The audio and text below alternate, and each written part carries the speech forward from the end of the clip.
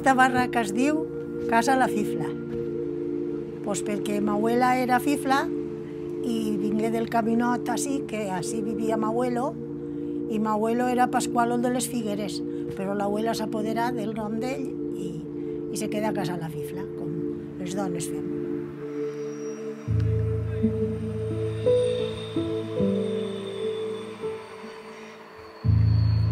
Això era tot una horta molt bona, però ara no han deixat res de bo.